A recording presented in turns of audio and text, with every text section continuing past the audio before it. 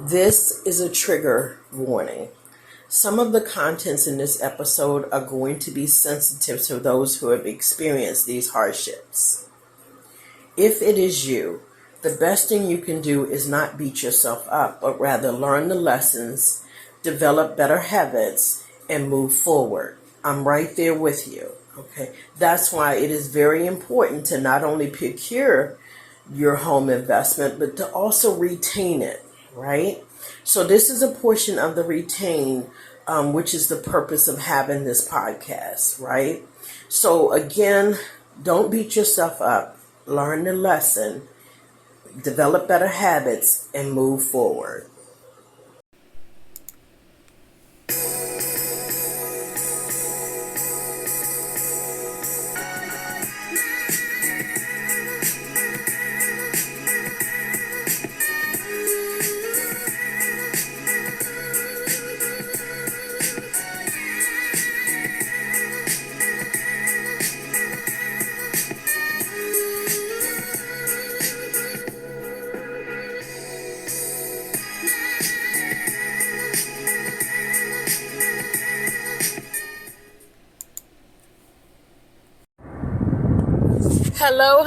Hello, everyone. It's Brenda Douglas, aka Real Estate Diva. And listen, this episode is for those of you who have experienced some type of hardship, whether it be foreclosure, whether it be bankruptcy, whether it be short sale. You have experienced some type of hardship. I have this group. I have this Facebook group called I Love HGTV, right? Because I love HGTV television shows, right? And so anyway, in the group, we were talking about the HGTV dream home. And so someone chimed out, or someone commented that, oh, I wish I had my home. I miss having a house. Listen to me, guys. What I told her was that it is possible, okay? Now listen, again, for those of you who have experienced any of those hardships that I mentioned, I need for you to understand that troubles don't last always, and that this too shall pass. And I also want you to understand that it is possible to have another chance, right? It is possible to own a home again. So in this episode, I want to talk about the time frame that it takes for you to rebound from experiencing one of those hardships. And then I want to tell you what you can do during this time, during this wait time when you're rebuilding. Okay? But first, the quote of the episode. Chris Bradford once said that each mistake teaches you something new about yourself. There is no failure, remember, except in no longer trying. It is the courage to continue that counts. I absolutely love this quote, and I absolutely agree. The worst thing you can do is stop trying. And listen, when you know that there's a possibility, there's no reason to not stop trying, right? Especially if it's something that you want, okay? Because as what's his name, Jesse Jackson used to say, if it is to be, it is up to me, right? So you know that it's possible to purchase again. So let that be your hope that it is possible and you can move forward. And I'm going to tell you some things to do again while you are waiting. Each situation is different. Listen, I don't know how you ended up in this situation. I don't know if it was a divorce, if it was a loss of income, if it was a loss of employment, or just mismanaging your money. I don't know what your situation is, and frankly, I don't care. What I do know is that if you have a desire to become a homeowner, whether it's your first time, second time, fourth time, fifth time, it is possible, right? It is possible. And that is news today, right? That is great news if there's something that you want to achieve. Now, before we go any further, let me do a disclaimer, right? Listen, it is not my mission to sell you or persuade you to purchase a home. Okay?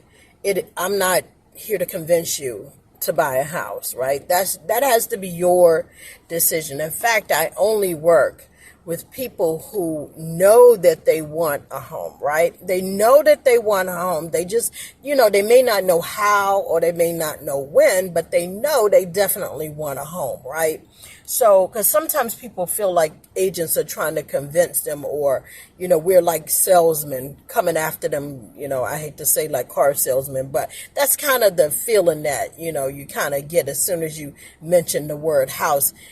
Agents are on you like piranhas or something. Listen, an agent is a consultant, right? And they have the information, the tools, and the training to be able to get you to achieve your goals, right? Now, the only way that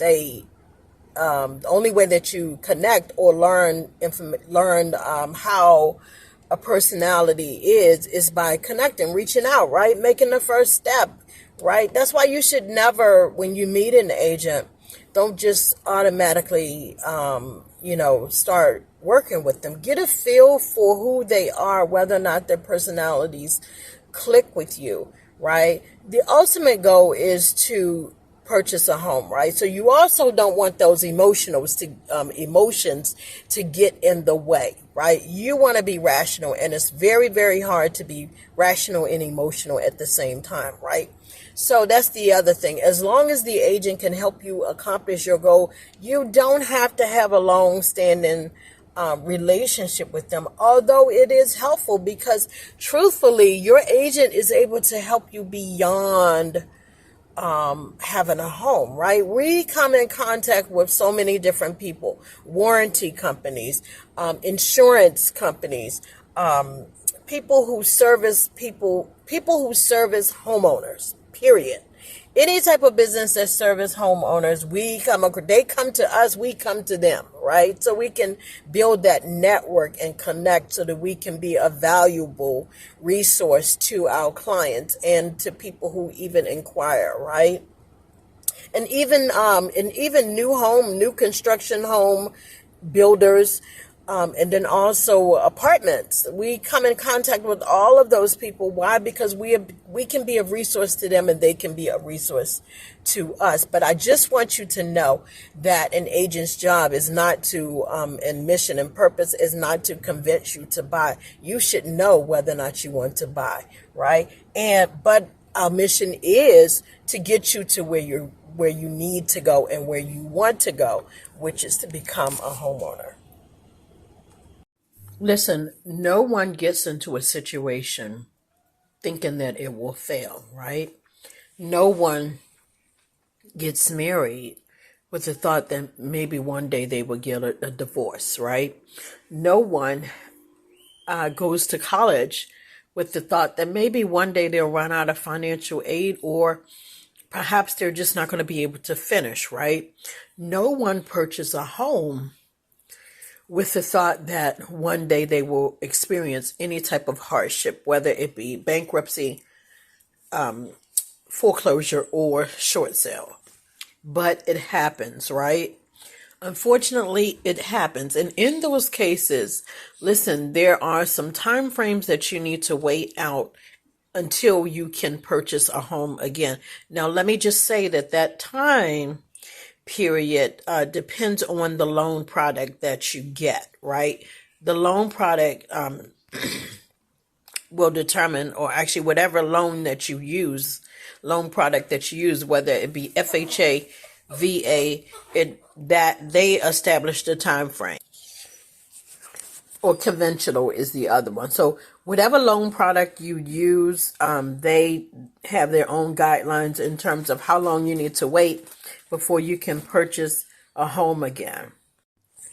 Now, let me just say that when you go through any of those hardships, it is very difficult to see when you're in the middle of the storm. Like things are being tossed around.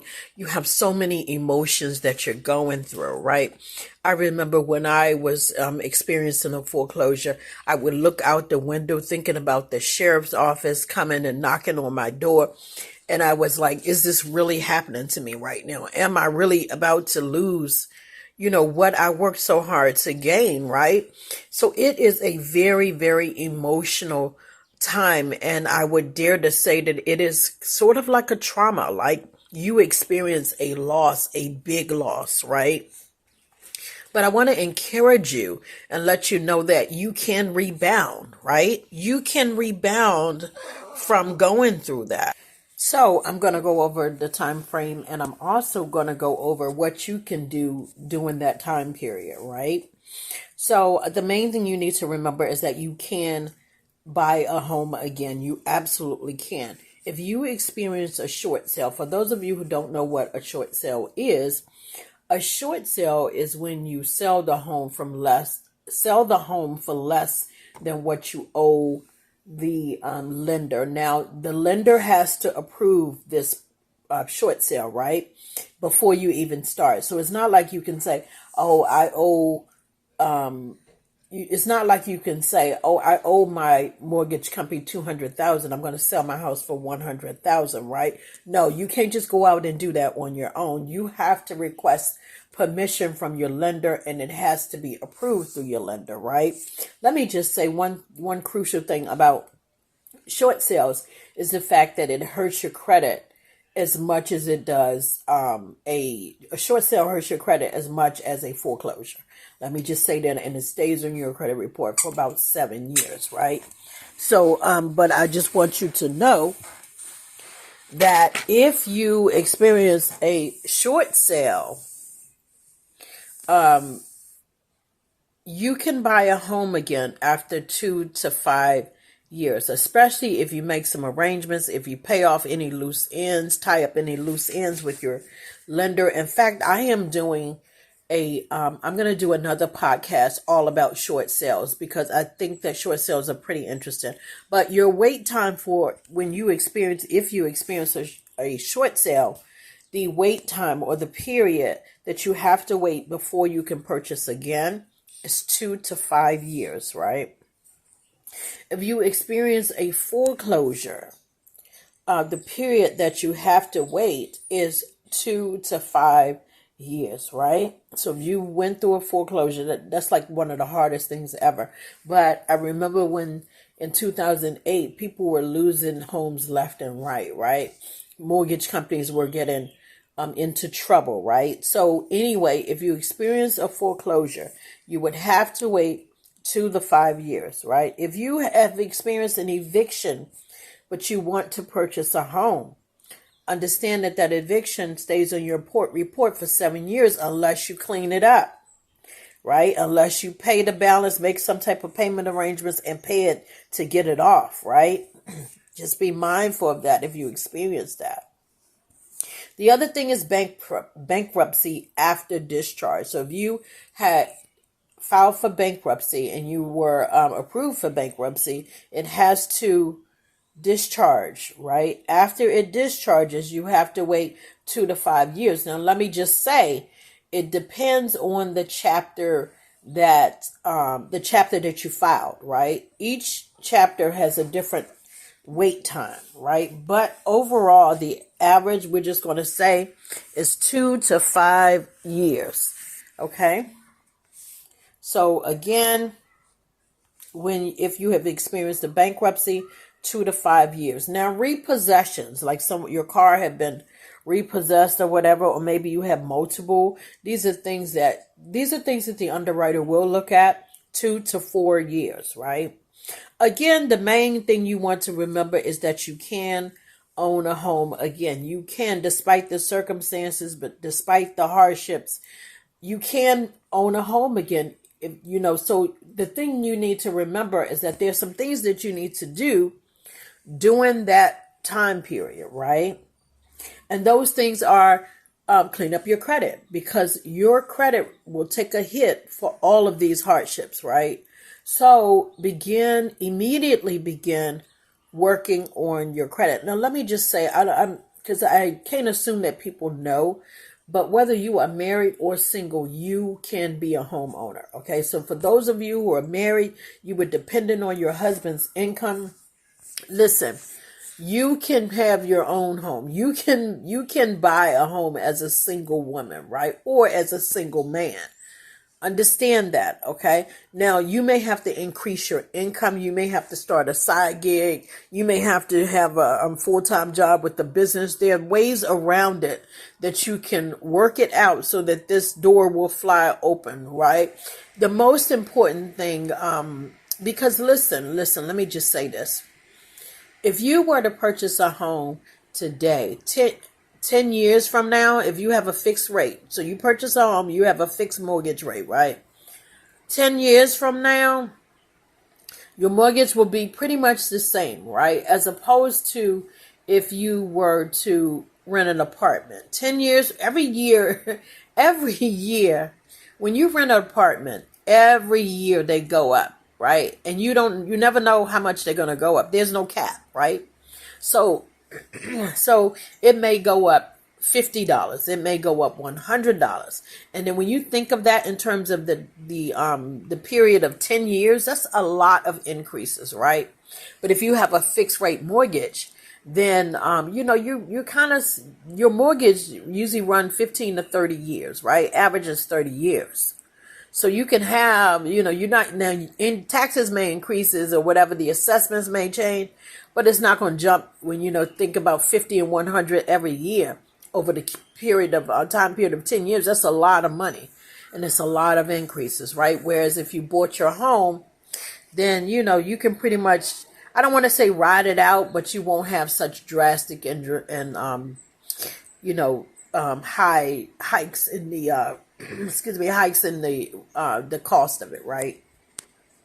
So you're going to do some things while you're waiting out. So we've already mentioned the credit, because your credit is going to take a hit, right? Instead of you waiting out that 7 years, you can do some things now, right? You can call to make payment arrangements. You can make payments, right? Whatever the remaining balance is, you can start paying those things off, right? You can request a what is it called? You can agree a forgiveness letter. Do a forgiveness letter. And you know what, guys? The best thing to do is to meet with someone who specializes in credit. I'm not saying that I do. I don't.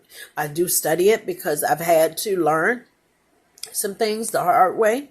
But the point is, there are ways to work on your credit. Again, pay your bills on time. Any other bills from here on out, pay them on time, because paying them late will not only give you a late fee, but it will also affect your credit, right? The other thing you can do is you can get a credit builder account. You can, I wouldn't suggest a credit card just yet, because really, like I said, after a hardship, you're going to take a hit and it's going to knock you off balance. And so while you're gaining your strength, you're going to take I don't want to say baby steps, but you're going to work within that time frame, 2 to 5 years, right? And during this 2 to 5 years, you're going to be building your credit. You're going to be saving your money, right? If you don't have money to save, if you're living from paycheck to paycheck, that means you need to increase your income. Okay, so you're going to look for ways to increase your income. We've already talked about the side business and side business and being able to increase your income, right?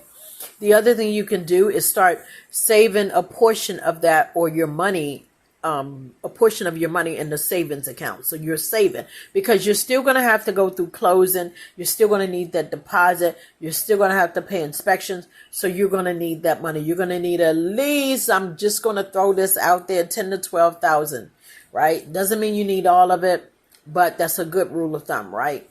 So you're going to save your money during this time. Save money, increase your credit score. If you feel like you need a new job, you hate your job, you have to be on your job for at least 2 years, right? So if you absolutely hate your job, now is the time to make that jump into something that not only is satisfying, but also pays you more money, right? You can never have too much salary, right? During this time, you also want to request your credit report. You get a free credit report every year through annualcreditreport.com. So you want to see what's on there. See what's on your credit report, right? Look for any discrepancies. Look for any discrepancies on your credit report. You want to start mastering reviewing your credit report every year. When that bankruptcy or those hardships starts to hit your credit, you want to know how far of a hit, how much of a hit, because some of those hits will take you down over 100 points, right? So you want to know where you stand, and then you want to start building. Don't focus on what has happened. Don't focus on the past, right? You can't move forward and look back at the same time. You have to focus on moving forward, right? No, it's no who did it or whose fault was it. No, don't waste time with that, right? Spend time building yourself back up. And also, you're going to have to do some self-care, because when you're going through situations like that, it takes an emotional toil, right? And you don't even know, sometimes you don't even know if you could possibly do this again. So sometimes right after the hit, you're like, no, I don't even want another house. But at the same time, there are advantages and benefits to having a home. I'm working on a podcast about that as well. So you want to spend this time saving money. And listen, when you get this savings account, when you open this savings account, don't touch it. Make this savings account designated for just the house, right? Just the house. Now, some people, I will say, some people increase their 401k and they use that. Listen, you make your own decisions, but that is some things that some people have done, right? You also want to stay motivated, right? You want to read positive podcast, listen to positive podcasts. You want to read positive books. You want to watch videos that have motivation in it, right? The other thing you want to do is you want to stay motivated by looking at homes online. Now, like I said, right after you take the hit, it's going to be difficult to do it. It really, really is, because you're going to keep thinking back to what you lost, right? But you have to discipline your mind to move forward. Discipline your mind to think about what could be, and you could get something better, right?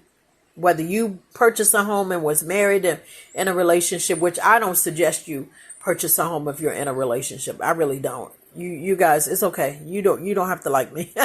You don't have to like me for making that statement, but I am a nice person. Yeah. My point is that whether you bought a home with someone else or not, it is possible for you to purchase a home again.